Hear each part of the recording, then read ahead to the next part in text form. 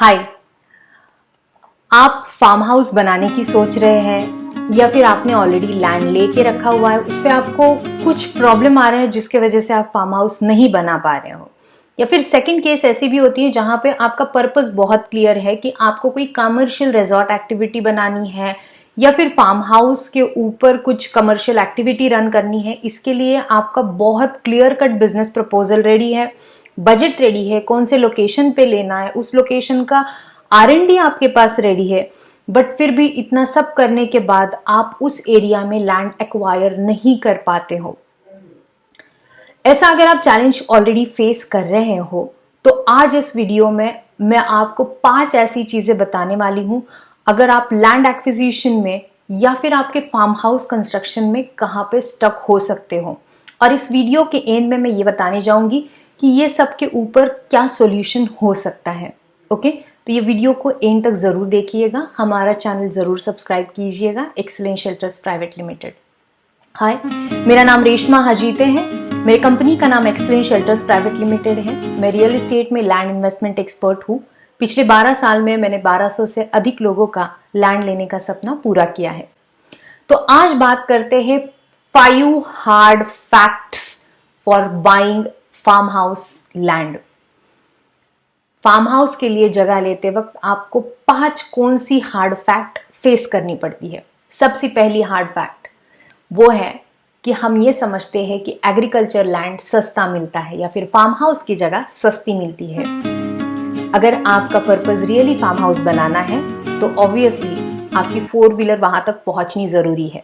यानी आपको अच्छा रोड चाहिए, अच्छी लोकेशन चाहिए, अच्छी रोड कनेक्टिविटी चाहिए। और अगर ये सब चीजें चाहिए तो लैंड पक्का ही सस्ता नहीं मिलता है। पुणे के आसपास बहुत सारे लोग सर्च करते रहते हैं 5 लाख 10 लाख रुपए एकड़ में कुछ सस्ता मिलेगा क्या। सस्ता मिल सकता है बट कनेक्टिविटी अच्छी नहीं मिल सकती है।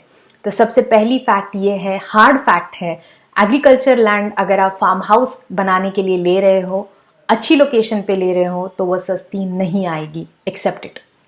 Second hard fact, agriculture land buying farm house बनाने के लिए जब लेते हैं तो लोग फंसते हैं।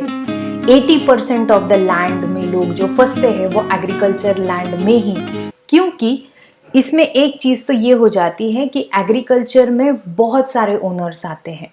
एक घर में अगर 3 भाई और 2 बहनें हैं तो उनके अगेंस्ट उनके जो वारस बोलते हैं वो भी उसके अंदर सब NOC के अंदर आनी चाहिए।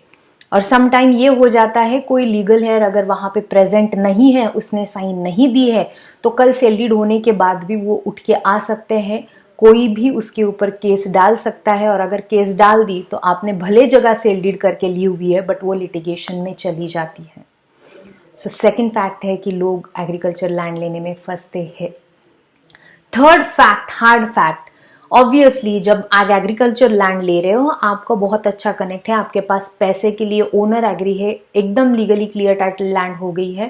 थर्ड फैक्ट ये आती है कि लोकल पॉलिटिक्स एंड लोकल गुंडागर्दी आपको फेस करनी पड़ती है इन एग्रीकल्चर लैंड, क्योंकि you are associated with farmers, you are associated with villagers. आप भी एक फार्मर बनने जा रहे हो तो ऑब्वियसली अगर आप उस कम्युनिटी का पार्ट बन रहे हो तो आप उनके चैलेंजेस भी आपने देखने चाहिए, उनको कहीं पे सपोर्ट करना चाहिए, because it's a community development, community building.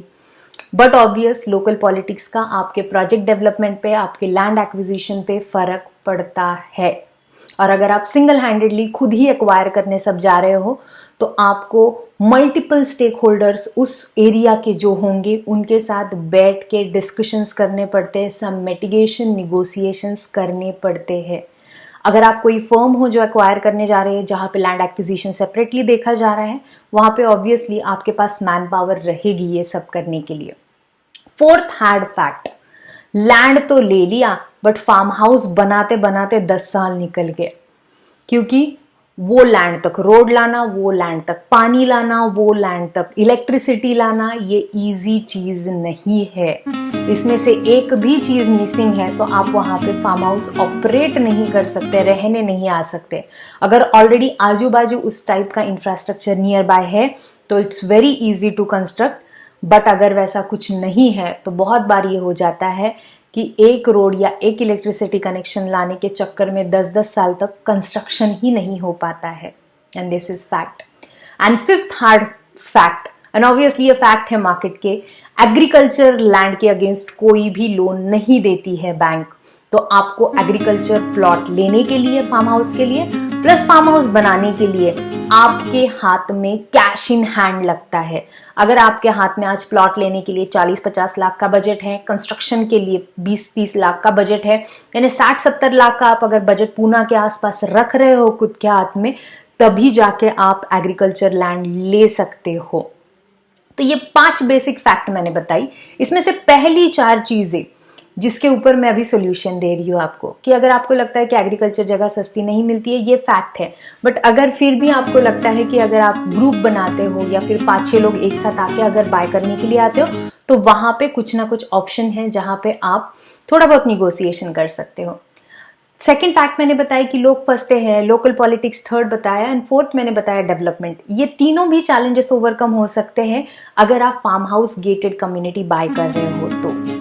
So this is all about farm house gated community के अंदर आपको जो फायदे मिलेंगे। अगर आपको लगता है कि आपको फार्म हाउस गेटेड कम्युनिटी से रिलेटेड और भी इंफॉर्मेशन चाहिए, if you need any support in land acquisition और farm house construction, please comment in the comment section. Thank you so much. खुशियाँ बांट चले